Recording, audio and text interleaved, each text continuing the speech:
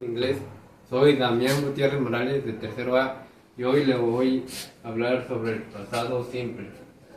El pasado simple lo usamos para decir acciones que finalizaron en el pasado, que sí tuvieron un lugar, o también para decir hechos o acciones que hacíamos en el pasado.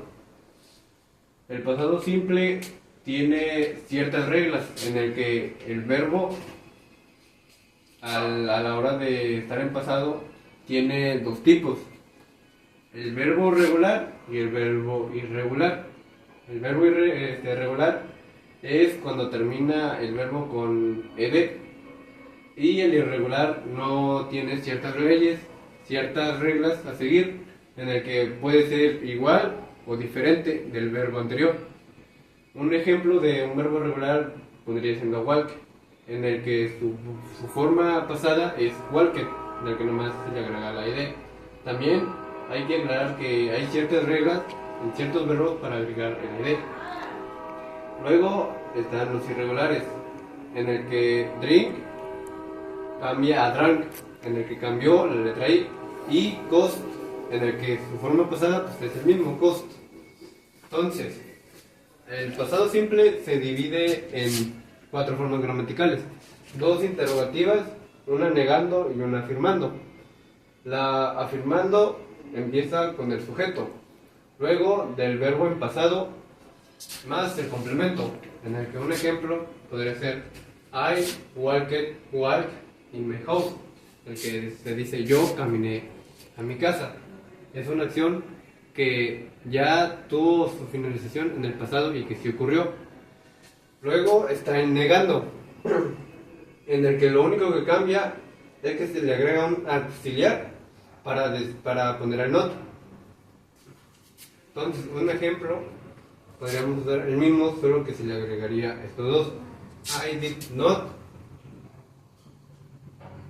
walk in my house, en el que a la hora de agregar este auxiliar nos ayuda a que el verbo ya no se escribe en pasado, ahora se escribe en simple, por una regla gramatical, en el que significa yo no caminé en mi casa.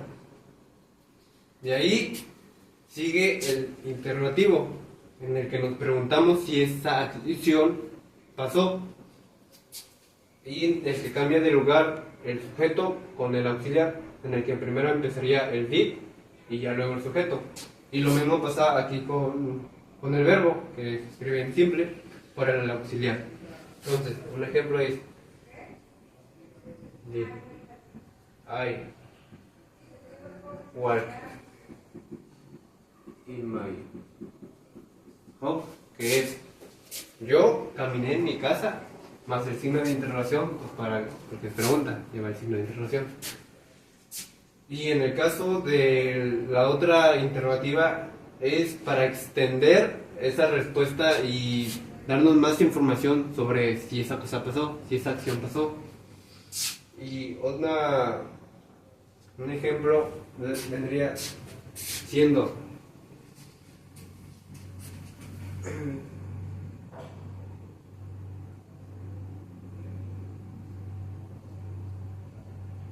How did I walk in my house? En que su traducción vendría siendo ¿cómo caminé en mi casa? Y pues ahí podría ser un ejemplo. Luego, una cosa para aclarar es que el did not más el not se puede juntar y dar, en vez de escribir did not, pero escribir didn't, en el que se contrae el not para hacerlo más pequeño. Y eso sería todo lo importante sobre el pasado simple. Muchas gracias.